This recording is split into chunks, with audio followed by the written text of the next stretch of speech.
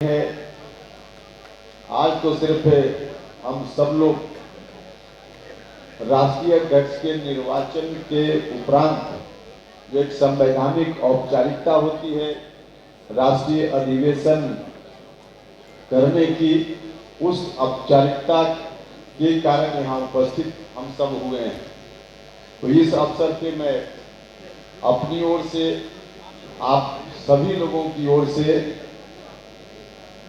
नवनिर्वाचित राष्ट्रीय अध्यक्ष श्री ललन सिंह जी के प्रति बहुत बहुत शुभकामनाएं व्यक्त करते हैं, उनको बधाई देते हैं और हम उम्मीद करते हैं कि जिन अरमानों को लेकर समता पार्टी का गठन हुआ और बाद में जनता दल यूनाइटेड के रूप में वही पार्टी परिवर्तित हो गई, उन अरमानों को जननायक कर्पूरी ठाकुर जी के निधन के उपरांत हम लोग नारा लगाते थे नीतीश कुमार जी के नेतृत्व में कि कर्पूरी तेरे अरमानों को दिल्ली तक पहुंचाएंगे, मंजिल तक पहुंचाएंगे। तो उनका जो अरमान था वही हमारी पार्टी का अरमान। बिहार के गांव में रहने वाले जो गरीब गुरबा लोग हैं उनका भी वही अरमान है। तो इस अरमान को दिल्ली तक पहुंचाने का काम आदरणीय नेता नीतीश कुमार जी के नेतृत्व में करना है और इस काम के लिए जिस तरह से सहयोग की जरूरत हो, राष्ट्रीय अध्यक्ष जी को हम आश्वस्त करना चाहते हैं कि हर तरह का सहयोग करने के लिए हम सब 24 घंटा तैयार हैं। अभी केसी त्यागी जी ने कहा कि 6 महीना के लिए इनको दे दीजिए, इसका क्या मतलब है? अरे हम लोग चाहते हैं कि 6 महीना लड़ाई हो, संघर्ष हो और उसके बाद लाल किला पर कब्जा हो और वही नीतीश कुमार जी रहे। आप कह रहे हैं 6 महीना के लिए, ये कौन सी बात है? हम सब लोग उसके लिए तैयार हैं और आप सब लोग जो ताली बजा रहे हैं, आपके उत्साह को देखकर हम लोग का हौसला बढ़ता है भाई। आपका जो उत्साह है वही हम लोगों के हौसला का कारण है। तो इस उत्साह को बनाए रखिए। कभी कभी आप उदास हो जाते हैं तो कुरहनी जैसा चुनाव हम हार जाते हैं, वो परेशानी होती। देखिए वहां विश्लेषण हम लोग करेंगे, कल ही हम लोगों ने तय किया है कि अलग से उसकी समीक्षा करेंगे, उस पर कोई बात करने की जरूरत नहीं है, उसकी समीक्षा हम लोग अलग से करेंगे। लेकिन आप अपने उत्साह को बनाए रखिए, आप सब लोगों से यही याद करें। भारतीय जनता पार्टी कैसी पार्टी है बताने की जरूरत है क्या? हम बताने की जरूरत है गांव में लोगों के बीच जाकर। हमारे साथियों को यह जानने में कोई कठिनाई नहीं है कि भारतीय जनता पार्टी क्या क्या कर रही है। देश को बर्बाद करने का काम, इतिहास को बर्बाद करने का काम, लोकतंत्र को बर्बाद करने का काम, तमाम संवैधानिक जो संस्थाएं हैं उस पर उसको कब्जा करने का काम, यही भारतीय जनता पार्टी का काम है। उदाहरण के लिए एक चर्चा मैं करना चाहता हूं आप सब लोगों के सामने, वक्त का अभाव। सुप्रीम कोर्ट और हाई कोर्ट में जो जज की बहाली की व्यवस्था है, हम उसके बारे में हमेशा बोलते रहे। कॉलेजियम सिस्टम से सुप्रीम कोर्ट और हाई कोर्ट में जो जज बहाल होते, बिल्कुल गैर संवैधानिक व्यवस्था, संविधान के खिलाफ व्यवस्था, प्रजातंत्र के खिलाफ व्यवस्था, हर तरह से वह गलत व्यवस्था है। हम लोग जब बोल रहे थे देश में और भी कई जगह से आवाज आ रही थी।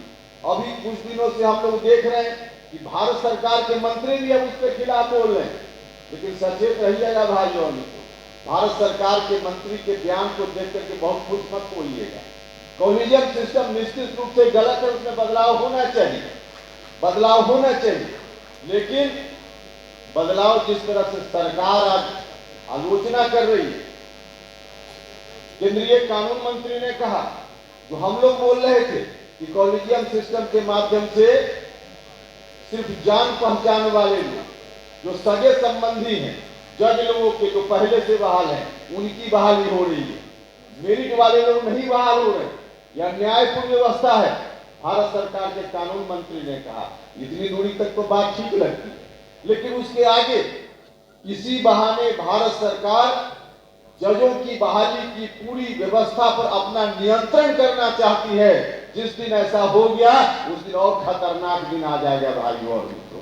हम आप सब लोगों से भी आग्रह करना चाहते हैं, कॉलेजियम सिस्टम में बदलाव होना जरूरी है, निश्चित रूप से जरूरी है, लेकिन भारत सरकार अपने नियंत्रण में सीधे तौर पर ले ले जजों की बहाली की व्यवस्था, ये और गलत हो जाएगा, और गलत हो जाएगा। इसलिए इस पर भी हम लोगों को सचेत रहने की जरूरत, सचेत रहने की जरूरत। भाइयों और मित्रों, बहस का विषय हो सकता है, कैसे बहाली हो, बहस का विषय हो सकता है, लेकिन हमने अपना व्यक्तिगत रूप से एक प्रस्ताव हमेशा हर जगह दिया है। इसके लिए कॉलेजियम सिस्टम का विकल्प क्या बने, कॉलेजियम सिस्टम के विकल्प के रूप में हमने कहा है, जैसे कलेक्टर और एसपी की बहाली होती है, कलेक्टर और एसपी की बहाली में मेरिट वाला विद्यार्थी चाहे जिस जात का हो, जिस धर्म का हो, अति पिछड़ा हो, दलित हो, महादलित हो, पिछड़ा हो या सवर्ण जात का भी पढ़ाई लिखाई में तेज मेरिट वाला विद्यार्थी हो, खुली प्रतियोगिता से कलेक्टर और एसपी की बहाली होती है। उसमें हर मेरिट वाला विद्यार्थी बैठता है, जो कम्पीट करता है वो एसपी कलेक्टर बनता है। क्या ऐसी ही व्यवस्था जजों की बहाली में नहीं हो सकती है? सुप्रीम कोर्ट और हाई कोर्ट के जजों की बहाली में भी खुली प्रतियोगिता हो जाए, जो भी मेरिट वाला विद्यार्थी होगा, जिस जात जिस धर्म का वह जज बन जाए।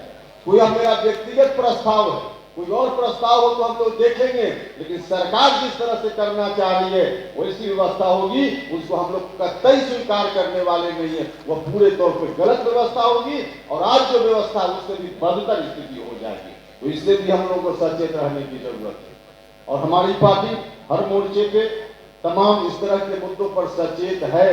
हम आप सब लोगों से आग्रह करना चाहते हैं कि आप लोग अपने उत्साह को बनाए रखिए। निश्चित रूप से जो अरमान जो है सब लोगों का, जो पार्टी ने जो मिशन तय किया है 2024 नीतीश कुमार जी के नेतृत्व में, उस मिशन में हम लोग निश्चित रूप से कामयाबी हासिल करेंगे। सर देखिए कि आप अपने हौसला को बनाए रखिए। बहुत बहुत धन्यवाद। हमसे जुड़े रहने के लिए हमारे YouTube चैनल को सब्सक्राइब करें और नई वीडियो की नोटिफिकेशन के लिए बेल आइकॉन को दबाएं। अगर आप ये वीडियो Facebook पर देख रहे हैं तो लाइक जरूर करें और ज्यादा से ज्यादा शेयर करें। धन्यवाद।